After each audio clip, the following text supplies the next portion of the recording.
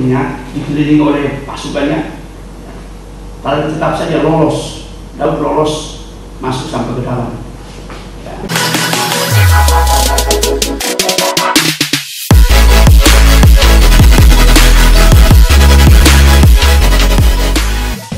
Sudah kita tulis tadi dengan teman-temannya, Davis dan Moses.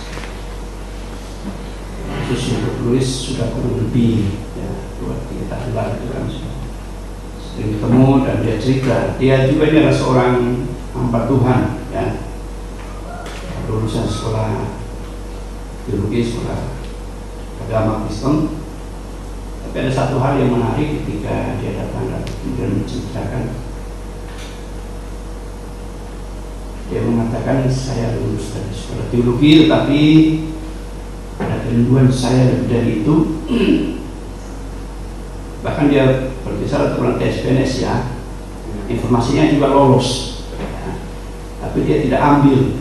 Lalu kemudian kenapa banyak orang yang berjuang untuk tes PNS tapi kemudian tidak lolos.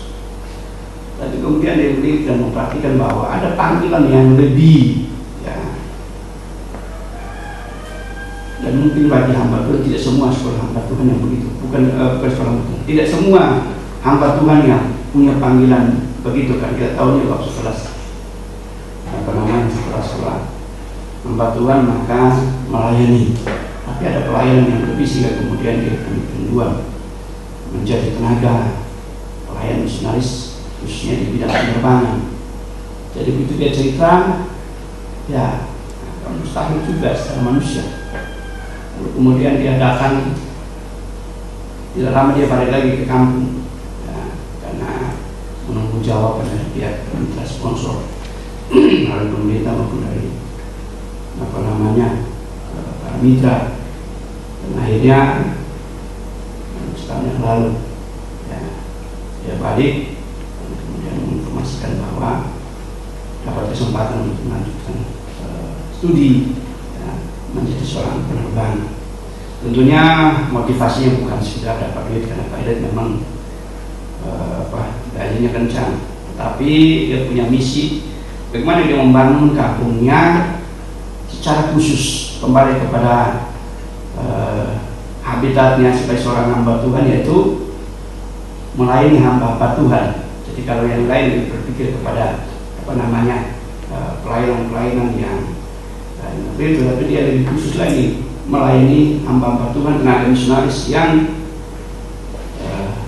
melayani di daerah-daerah pedalaman khususnya di Papua. Karena itu saya berpikir luar biasa juga, dan saya menilai ini kelihatannya satu di Indonesia, kayak baru satu, karena saya belum pernah mendengar cerita ada hamba Tuhan jadi pilot ya kan. Nah, kan itu pernah ada sebuah ilustrasi, ada kalau ini hamba Tuhan waktu dipanggil Tuhan ada ilustrasi yang status hamba Tuhan ternyata agak ke belakang ya, karena mendoakan supaya di jemaat itu bertobat ya, catatan pertobatan hampir tiap hari. Tapi ada satu saat ada seorang supir metro mini ya, kalau dia bawa penumpang itu jemaatnya berdoa semua ya. Kenapa? Karena hampir terbang terus, padahal metro itu jalan darat. Jadi saya berpikir kadang-kadang harus ada yang agak goncang sedikit baru kemudian membuat jemaat berdoa. Tapi saya percaya bukan di sini, di tempat lain banyak ya kan. Karena itu sudah dikasih oleh Mari kita menggunakan firman Tuhan yang ambil dari halaman kita 1 Samuel.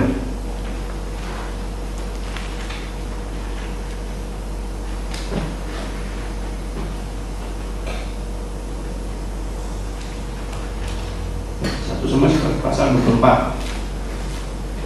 Samuel pasal yang 24 ayat ini cukup panjang. Ayat pertama sampai dengan ayat yang ke-23. Samuel 24 ayat yang pertama sampai dengan ayat yang ke-23. Karena ayatnya cukup panjang, kelihatannya lengkap kebagian dengan kurang sedikit. kita baca cara bergilir bahwa Alkitab. Berikutnya Allah Daud membiarkan Saul hidup. 1 Samuel pasal 24 ayat 1 sampai ayat 33 itu saya dan kemudian itu ke belakang. Daud pergi dari sana lalu tinggal di kubu-kubu gunung di Engedi. Ketika Saul pulang sesudah memburu orang Kristen itu, diberitahukanlah kepadanya demikian, ketahuilah Daud ada di padang gurun Engedi. Ketiga. Kemudian Saul mengambil 3.000 orang yang terpilih dari seluruh orang Israel lalu pergi mencari Daud dan orang-orang itu di gunung batu kambing hutan. Ia sampai ke kandang-kandang domba di jalan.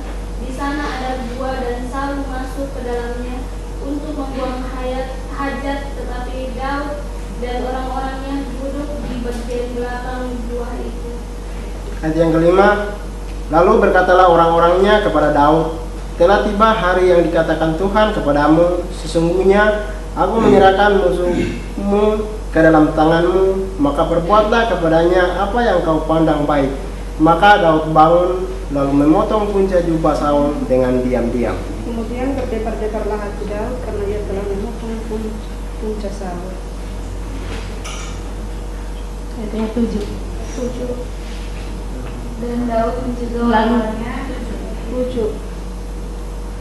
Lalu berkatalah ia kepada orang-orangnya, dijauhkan Tuhanlah kiranya daripadaku untuk melakukan hal yang demikian kepada Tuanku, kepada orang yang diurapi Tuhan, yakni menjamah dia, sebab dialah orang yang diurapi Tuhan.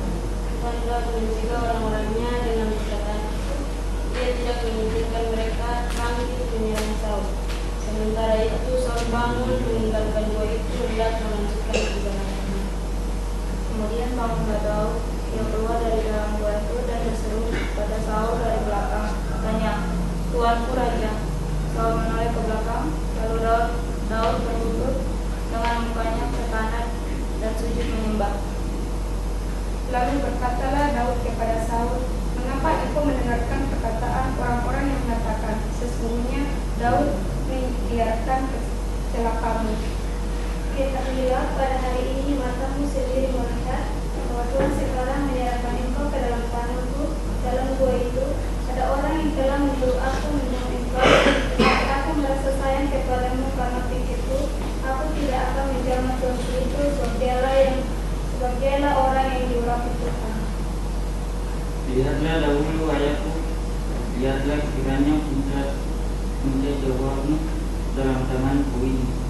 Sebab dari kenyataan bahwa aku memotong punca jawabmu dengan tidak membunuh engkau, dapatlah kekuatan, dapatlah kekuatan dan melihat bahwa dapatlah tanganku bersih daripada senjata dan penyakit pengkhianatan, dan bahwa aku tidak berbuat dosa terhadap engkau, walaupun engkau ini mengejar engkau untuk mencabut nyawaku. Mengejar aku untuk mencabut nyawaku. Lanjut. 13. Tuhan kiranya menjadi hakim di antara aku dan engkau. Tuhan kiranya membalaskan aku kepadamu, tetapi tanganku tidak akan memukul engkau. Seperti peribahasa orang tua mengatakan, dari orang fasik sungguh memfasikan, tetapi tanganku tidak akan memukul engkau. 15.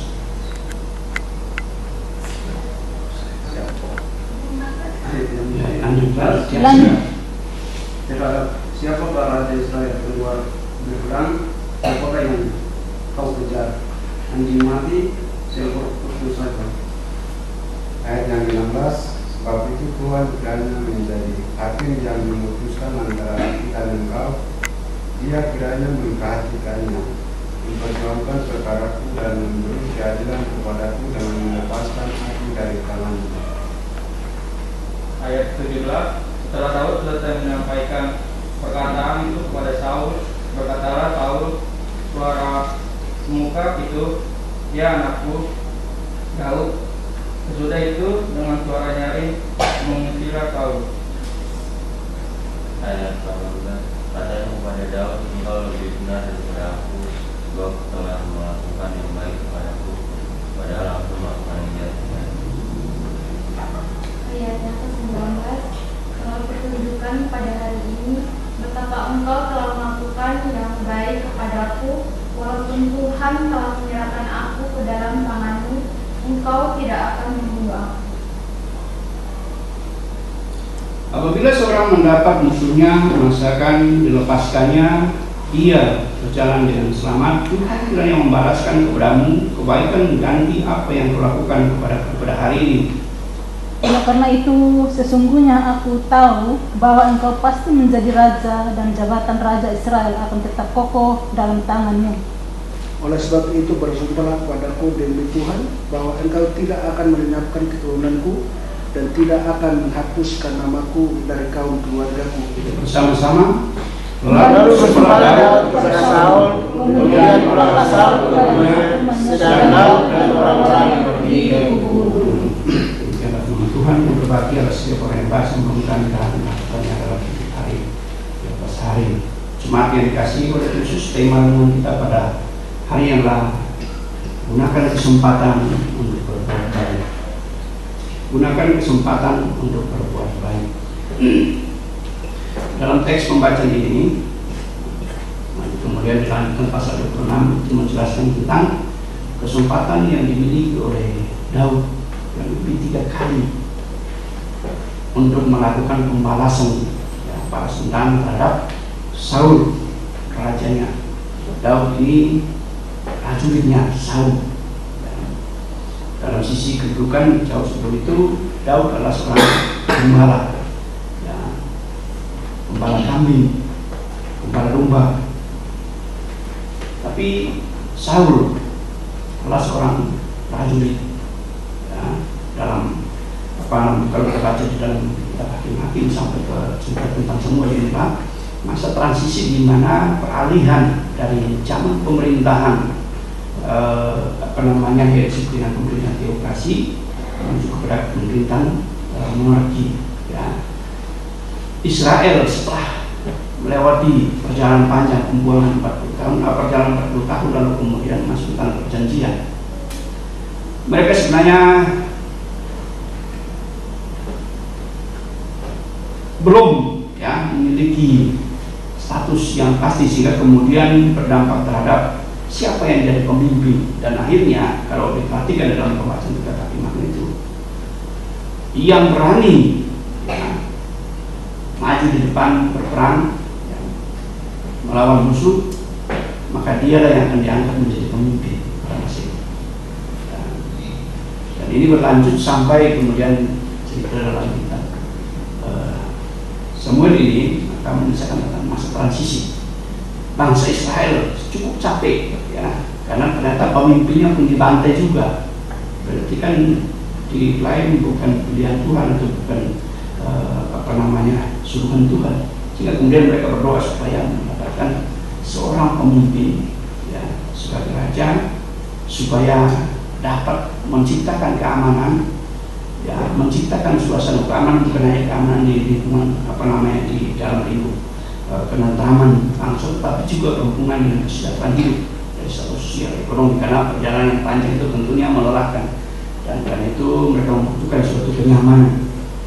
Dan karena itu doa mereka sebenarnya kemudian melalui hamba Tuhan, Nabi Hakim dan kemudian masuk pada Nabi, dia mendengar dan mengangkat Saul raja pertama di Israel pada masa itu.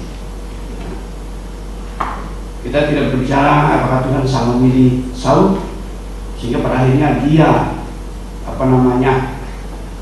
mengingkari komitmennya, bahkan kemudian yang menyebabkan kejatuhannya adalah soal iri hati. Perhatikan di dalam cerita firman Tuhan itu, ketika dia memperhatikan bahwa Daud ini ternyata lebih populer, dan umat Israel pada masa itu membutuhkan figur yang tampilnya memang gagah berani dan bisa menciptakan kenyamanan bagi masyarakat pada masa itu. Sehingga kehadiran Saul ini yang diambil dari hutan sana dan kerjaannya adalah gembala, dibawa ke kota untuk kemudian memimpin pasukan, ternyata sangat dikagumi oleh masyarakat ya, pada masa itu, dan akhirnya seluruh suku itu kemudian mereka lebih memperhatikan. Sampai kalau memperhatikan teks ini dikatakan bahwa ada perbandingan antara Saul dengan Daud ya. Saul itu memenangkan ya, beribu-ribu ya. Tapi Daud berlaksa-laksa. Dalam terjemahan yang lain dikatakan berpuluh-puluh ribu, artinya jumlahnya lebih banyak daripada Saul ya.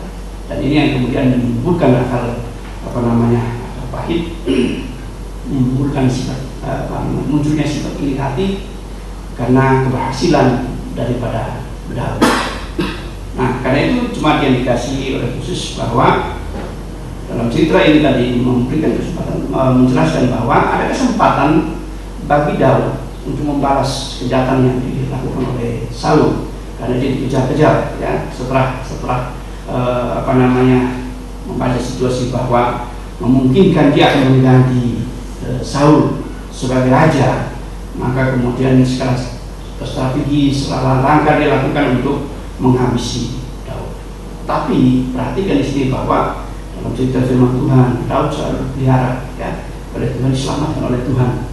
Dan akhirnya yang kalau kita memperhatikan dalam pasal 24 justru lebih menonjol adalah bagaimana kesempatan Daud ya melakukan kejahatan. Sekali ada kesempatan bagi Daud untuk melakukan kejahatan terhadap Saul, membalas dendam, yaitu ketika Saul masuk untuk membuang hajat di sebuah gua. Dalam terjemahan saya perhatikan ada kalau dalam perjanjian ini dikatakan di belakang gua itu, tapi ada dalam terjemahan yang lain menggunakan istilah di dalam gua karena dalamnya lebih dalam. Jadi mereka bersembunyi di dalam gua itu. Nah, kita tidak berbicara tentang itu, tapi yang kita perhatikan di sini bahwa ada kesempatan Daud berjumpa dengan Saul dan peluangnya untuk menghabisi Saul. Ya. Pasal 26 kemudian menjelaskan tentang bagaimana di perkemahan waktu dia tidurnya dikelilingi oleh pasukannya, lalu tetap saja lolos. Daud lolos masuk sampai ke dalam. Ya. Tadi kesempatan pertama dia menggunakan tidak melakukan pembunuhan, tapi kemudian memotong jubah ya, ujung jubahnya sebagai bukti bahwa sebenarnya ada kesempatan peluang untuk menghabisi Saul. Kemudian di dalam pasal 26 menjelaskan tentang waktu di dalam perkemahan ya, tombaknya ditancapkan, sebenarnya digunakan untuk menancapkan Daud ya, menghabisi nyawa Daud, tapi tidak digunakan juga. Dan kesempatan yang berikutnya ketika berjumpa muka dengan muka, sebenarnya ada kesempatan untuk menghabisi Saul, tapi Daud yang menggunakan kesempatan untuk melakukan kejahatan. Sekalipun ada peluang, bahkan kalau di dalam cerita firman Tuhan pertama bahwa Daud dan Saul ya sama-sama diurapi oleh Tuhan. Karena itulah yang membuat Daud tidak melakukan tindakan kejahatan terhadap Saul. Dia sadar bahwa dia pun adalah pilihan Tuhan. Ya. Sehingga kemudian dia tidak melakukan itu. Ya, apalagi kalau sampai dia melakukan, maka kembar raja pertama dibunuh oleh Daud dengan kekuasaan. Tapi kemudian dia tidak menggunakan kesempatan untuk melakukannya. Nah, karena itu cuma yang dikasih oleh khusus yang kita pelajari dalam bahwa ada kesempatan untuk berbuat jahat, ada kesempatan untuk berbuat baik. Kemarin minggu lalu kan kita berdoa untuk 3 pasukan dari sini terjun ke lapangan praktek, tapi ternyata satu gagal ya. Mundur, dan bukan hanya mundur, menyatakan keluar ya. Lalu yang keduanya, satunya pun juga masih abu-abu. Sampai saya pantau terus melalui omnya di kampung, saya bilang kesempatan terakhir ini, kalau besok dia tidak datang ya, maka kemungkinan pertama kita masih memberikan waktu. Saya tidak akan antar dia ke tempat pelayanan, Karena saya biasa kalau seperti itu saya turun langsung, staff saya tidak ingin saya biasa saya turun langsung. Tapi kalau misalnya dia ada, maka saya akan antarkan langsung. Ya. Kalau dia tidak datang, maka kesempatan kedua adalah oke, boleh dia diberikan kesempatan untuk terjun praktek ya, pelayanan, tapi jalan sendiri. Ya. Nah, dan tadi untuk pagi saya terus komunikasi dengan pembina selamanya sudah datang, ya kan? Jadi tahu malam dia kemana sudah. Kalau pada saat saya datang, saya tidak tanya tadi malam kemana. Yang saya perintahkan siapkan lembaran dan terangkat, ya kan? Pergi cari mobil ya, dengan bantuan jemaat juga. Operasionalnya kemarin saya kontak Ibu Bendahara, tolong bantukan operasional dari sekolah dari dinas. Dan itu minta bantuan bendahara untuk operasional. Ya, kami antar lapangan. Lalu setelah itu kami duduk berdoa bersama. Setelah selesai berdoa bersama, lalu kemudian kami jalan. Pas sampai di pintu mau keluar, Ibu Gembala lihat kok Bapak pimpinan yang sopir, ya kan, yang dibawa mahasiswa semua, ya kan. Lalu saya bilang, kalau di sekolah saya sebagai pimpinan, tapi kalau di lapangan saya sebagai pelayan. Ya kan? Jadi saya antarkan mereka untuk ke pelayan. Maksudnya suruh yang yang kelas A yang 1001 ini bawa mobil, tapi daripada nanti dia kan mau posisi malamnya akan mengantuk, daripada di tengah jalan lalu kemudian kami sama-sama berdoa di dalam got, dengan saya bawa sendiri, ya kan. Di akhirnya kami jalan, ternyata di luar dugaan mengantarkan satunya ke Pondok Gede karena nanti akan ke Jakarta Barat. Kemudian setelah selesai kami antar lewat Jatiwaringin, tujuannya masuk tol. Itu sampai di situ sepi tolnya. Tidak ada mobil yang lewat. Lalu kami sepakat kita perlu berpikir, ya, sudah kita lewat Kalimalang saja. Nah, akhirnya nasibnya malang, karena kalinya malang juga. Kami jalan, sepanjang jalan ternyata di sekitar daerah Jatiwaringin mulai macet. Lalu tiba-tiba saya dapat WA dari warga atau anggota yang kirim, lalu kemudian dia informasikan ternyata tutup jalur tol, pantasan tidak ada mobil yang lewat. Kalau tadi kami lewat pasti ditahan juga, ya. Dan sepanjang itu kami cari gang keluar gang pakai map, ya kan. Tujuannya lebih cepat kan, memang itu Mbak Google itu kadang-kadang masih tahunya benar, tapi kadang-kadang kita mentok juga bingung mau lewat mana ini, ya kan. Jadi itu yang komando itu Mbak Google, kan masuk gang keluar gang sampai mentok. Mau lewat mana lagi kita, ya kan? Ya, muter sampai jam 4 kurang, karena ada di tol timur. Ya. Pada berangkat dari sini jam 9 pagi. Nah, luar biasa. Muter, saya tanya ini berapa jam lagi? Padahal kami di Kalimalang, sudah masuk daerah Kalimalang. Perintah daripada Mbak Google, Anda tiba tepat waktu lebih cepat 7 menit, ya kan? 2 jam lewat 10 atau 15 menit kata ini operatornya. Begitu kami sampai sana, jamnya berkurang. Saya tanya berkurang apa bertambah dia? Ya kan, perintah yang benar sebenarnya bertambah jam, karena kan kami belum sampai belum ketemu jalur normalnya. Dan perintahnya jamnya berkurang. Dan makin kadang-kadang naik juga dia. Saya mulai ragu, ini kayaknya Mbak Google nggak benar ini. Ya kan? Sudah dia bertobat, tapi hanya suara saja, jadi sudah. Lalu akhirnya kami muter-muter, kami ambil keputusan. Ya, saya katakan langsung begini saja, kita balik arah.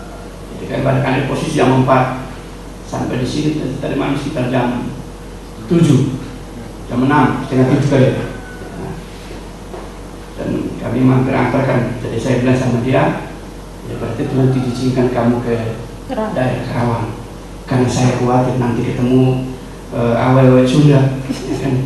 Bukannya urusan pelayanan, malah ya, bukan menangkan jiwa, malah jiwa jadi menangkan.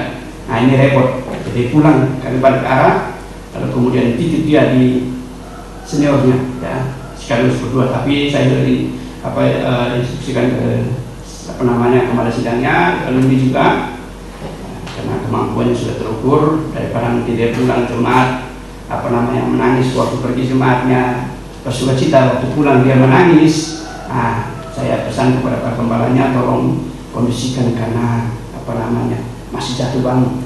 Ya, tapi tidak apa-apa, kita tetap dampingi. Jadi karena itu jemaat yang dikasih oleh Yesus bahwa kita perhatikan ada tantangan di dalam panggilan hidup. Ya. Tapi yang adalah kesempatan. Jadi banyak tantangannya ya. Tantangan itu merupakan sebuah kesempatan untuk kita gunakan. Nah, karena itu kesempatannya cuma dua, berbuat baik atau berbuat jahat. Mari kita perhatikan bahwa Daud memiliki kesempatan untuk melakukan kejahatan, membalaskan. Sebenarnya kalau kita bilang kejahatan pun tidak juga, karena di dalam cerita firman Tuhan dikatakan firman Tuhan itu bahwa ya, Tuhan akan menyerahkan musuh-musuhnya kepada Daud.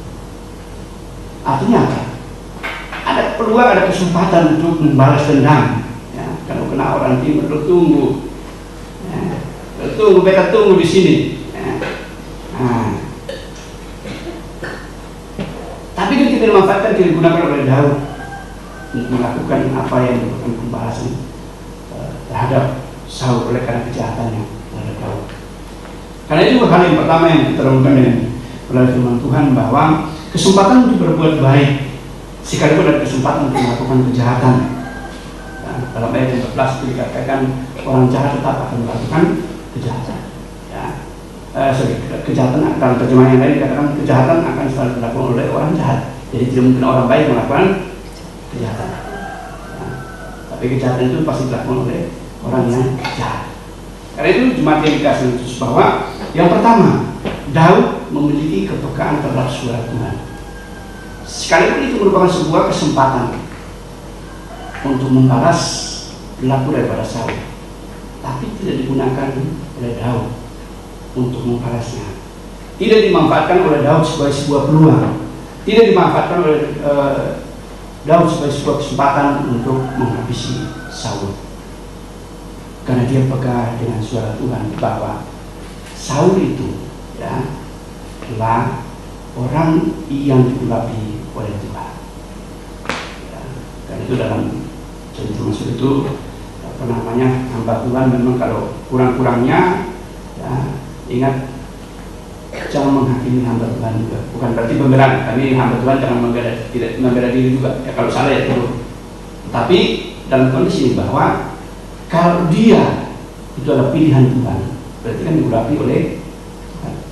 Dan karena itu kepekaan Daud ini membuat dia menyadari bahwa Saul itu adalah pilihan Tuhan dan diurapi, sehingga tidak ada kesempatan baginya untuk menghabisi nyawa daripada Saul.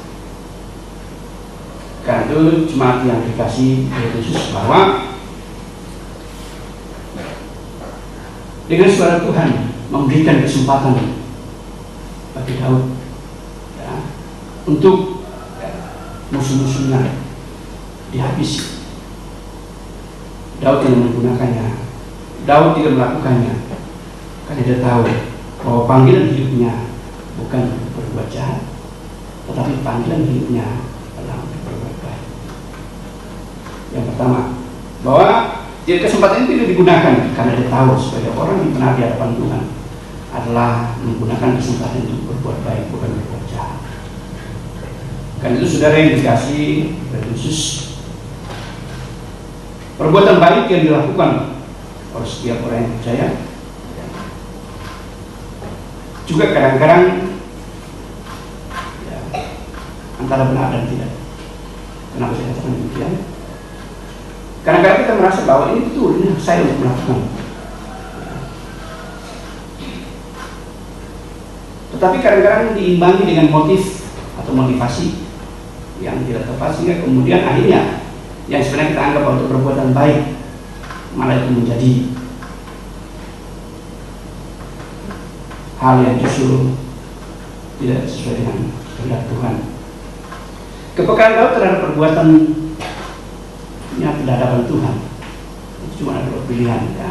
Kesempatan dia untuk melakukan kejahatannya atau kemudian dia berbuat baik. Dan karena itu kalau kita perhatikan cerita firman Tuhan tadi dalam ayat yang pertama sampai dengan ayat yang ke-6 ya, justru sangat jelas firman Tuhan itu tidak dilakukan oleh Daud. Karena apa?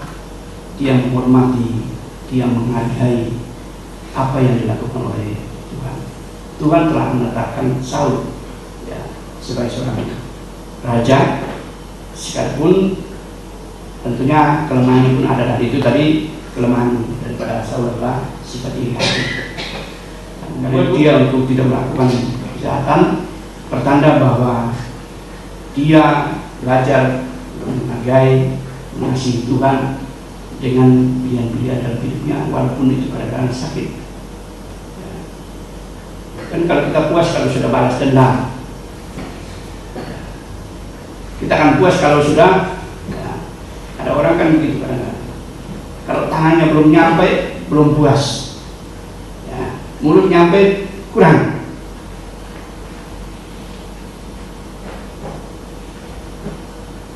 Daud tidak menggunakan kesempatan itu karena dia tahu bahwa itu Saul adalah pilihan Tuhan, dan tentu dia menghargai pilihan Tuhan sekalipun Saul punya kekurangan. Dan karena itu jemaat yang dikasih oleh Tuhan Yesus bahwa memiliki kepekaan terhadap suara Tuhan, tanda bahwa kita juga termasuk orang-orang yang memahami panggilan hidup, bahwa kita dipanggil bukan untuk menjadi musuh, tapi kita dipanggil untuk menjadi berkat. Karena itu bangsa Israel keluar dari Mesir, tujuannya supaya mereka menjadi berkat bagi orang-orang yang di sekelilingnya. Catatannya memang pada saat mereka keluar, orang-orang di sekitar Kanaan itu harus dihabisi. Karena apa? Ada kekhawatiran ya, memungkinkan mereka jatuh dalam perubahan berhak, dan kenyataan begitu. Dan karena itu dalam kondisi ini, bahwa kepekaan terhadap suara Tuhan untuk mendorong kita melakukan perbuatan baik ya, itu sedang mengajar kita bahwa kita belajar untuk mengasihi Tuhan dengan apa yang kita lakukan dalam hidup hari-hari. Yang kedua, Daud menyadari bahwa pembalasan itu bukanlah haknya, tetapi pembalasan itu adalah haknya Tuhan. Penghukuman dan penghakiman itulah haknya Tuhan. Dan karena itu dia sadar juga bahwa Saul dipilih itu atas otoritas kedaulatan Tuhan, sekalipun ada kekurangan dan kelemahannya. Dan karena itu membuat dia memiliki kesempatan atau memanfaatkan kesempatan itu membalas kejahatan, tidak jahat terhadap Saul. Daud menyadari bahwa pembalasan terhadap kejahatan seseorang adalah haknya Tuhan. Karena itu tugasnya adalah bagaimana dia menciptakan keamanan, menciptakan situasi damai, menciptakan rasa nyaman, sekalipun ada kesempatan. Ingat bahwa dia berjumpa langsung dengan Saul. Tapi justru pada saat dia berjumpa dengan Saul, dalam cerita firman Tuhan ayat 11-12, dan tidak digunakan sebagai momen untuk membalas kejahatan, karena dia tahu bahwa bukan haknya untuk membalas kejahatan. Dengan demikian apa yang harus diciptakan? Daud menyadari apa? Kalau tanpa kasih Tuhan, tidak mungkin bawa dia keluar dari dari hutan, dari gembala, tugasnya gembala, karena kan dalam pasukan sebenarnya orang-orang yang tidak terpandang. Ya, dan kadang-kadang kalau sudah pekerjaan seperti itu kan lebih dianggap sebenarnya lebih hina ya, ketimbang orang yang duduk dalam posisi jabatan dan sebagainya. Dan karena itu tidak dimanfaatkan oleh oleh Daud. Ya, dia menyadari bahwa karena kasih dan kemurahan Tuhan, maka dia dibawa untuk kemudian menjadi seorang prajurit, menjadi anak buahnya Raja Saul. Dan dalam kondisi ini dia menyadari bahwa dia punya tanggung jawab. Jadi ketika diberikan, dia mengerjakan sesuai dengan apa yang harus dikerjakan. Ya, sekali lagi bahwa kesempatan yang ada, tapi dia menunjukkan tanggung jawabnya sebagai orang yang dibenarkan oleh Tuhan. Dia menunjukkan tanggung jawab sebagai orang yang dipakai Tuhan, diangkat, ya, dibawa keluar, dengan menunjukkan rasa tanggung jawabnya. Kadang-kadang kita lebih memilih hal yang kira-kira membuat kita puas, ketimbang kita melakukan sesuatu yang sebenarnya merupakan fungsi tanggung jawab kita dalam panggilan hidup. Dan karena itu evaluasi bagi kita akan, kalau kita belajar firman Tuhan, bahwa Daud punya kesempatan untuk melakukan kejahatan tetapi tidak digunakan. Hal ini mengingatkan bahwa Daud sadar betul orang-orang yang merupakan pilihan Tuhan tentunya ketika melakukan pelanggaran pembalasan dan otoritasnya adalah dari Tuhan, karena Tuhan yang menetapkan. Tidak mungkin Tuhan salah pilih. Ya. Kenapa tidak dipanggil Daud duluan? Ya, ingat perjalanannya masih jauh. Dan karena itu ketika dia menyadari bahwa ya, kesempatan bagian untuk melakukan, tapi kemudian dia tidak mengerjakannya, ini pun ingatan tentang hidupnya. Kita tahu yang tadinya hidupnya saya sebagai seorang gembala yang tidak dipandang oleh masyarakat, tapi ketika dibawa ke istana untuk kemudian diangkat menjadi prajurit, ini menggambarkan bahwa dia pun tetap konsisten dengan tugas tanggung jawabnya, mengerjakan apa yang sudah dilakukan. Jadi tidak membalas terhadap itu. Kalau kemudian dia lakukan, maka ada kemungkinan besar kita baca bahwa itu ada peluang bagi Daud ketika dia menghabisi Saul, maka otomatis peluangnya lah dia akan menjadi raja. Ya, tanpa harus melalui kalau dibaca dalam cerita itu, pada akhirnya dia sudah dituntut dari masih kecil. Ya, dari saudaranya, justru dia yang paling terbelakang datangnya, dan dikatakan oleh Nabi bahwa dia lah yang ditunjuk oleh Nabi Samuel. Dan karena itu Daud menyadari bahwa tugas tanggung jawabnya dikerjakan, segala sesuatu juga ada waktu Tuhan yang dikerjakan. Jadi kalau kemudian memang ada peluang untuk bekerja tapi dia mengerjakannya, ini kan menyadari panggilan hidupnya sebagai umat pilihan Tuhan. Dan ketika dia menyadari tugas tanggung jawab sebagai umat pilihan Tuhan, dia pun memahami bahwa kesempatan itu tidak dipakai untuk berbuat jahat, tapi kesempatan digunakan untuk melakukan kebaikan. Yang ketiga, kesempatan Daud untuk melakukan kejahatan terhadap Saul atau membalas dendam. Ya, sekali kita garis bawahi adalah balas dendam, bukan harus semata bahwa itu sebuah kejahatan, karena firman Tuhan menjelaskan bahwa Tuhan memindahkan musuh-musuhnya kepadanya. Itu tidak dipergunakan ya, karena Daud tahu ya, bahwa apa yang dilakukan bukan untuk menyebar ya, kejahatan, tetapi menyebar kebaikan, mewujudkan kasih ya, terhadap siapa saja, termasuk pimpinannya sendiri ya. Karena itu perhatikan bahwa Saul adalah rajanya, dan karena itu kekurangannya itu adalah Tuhan, sehingga kemudian Daud tidak menggunakan kesempatan untuk membalas dendam atau menimbulkan pertikaian, atau mungkin bisa saja kemudian digunakan orang lain ya, untuk ajudannya ataupun anggota-anggotanya kan ada, bisa saja dia suruh mereka berlaku tetap sama juga karena dia menggunakan. Dan karena itu dipakai untuk melakukan kejahatan ataupun tinggalkan menghabisi daripada Daud, tapi kesempatannya yang digunakan untuk menabur kebaikan. Dan karena itu jemaat yang dikasihi oleh Yesus dalam panggilan kita bahwa banyak kesempatan bagi kita untuk melakukan hal-hal yang mungkin terjadi, pertama menurut kehendak kita, tapi juga ada hal-hal yang terjadi di luar pikiran kita dan kemudian kita gunakan untuk melakukannya dan menggambarkan bahwa sebuah kejahatan. Perhatikan, Daud bisa dan bahkan sangat bisa untuk melakukannya, tapi tidak digunakannya karena dia tahu bahwa itu bukan panggilan hidup sebagai orang yang berkata. Dia tahu bahwa itu bukan kesempatan, itu bukan sebuah peluang yang dilakukan, karena dia sadar bahwa dia dipanggil, dibawa keluar dari tempat yang tidak terpandang, kemudian menjadi seorang prajurit.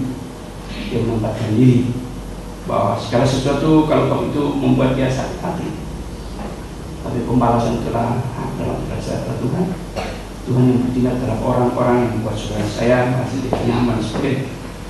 Dan yang ketiga, panggilan hidupnya adalah hidup menjadi berkat, menjadi seorang berkat, ataupun hidup berbuah bagi panggilan dalam panggilan hidup hari-hari. Dan karena itu kesempatan yang digunakan oleh Daud adalah kesempatan untuk berbuat baik. Amin. Terima kasih. Kita berdoa.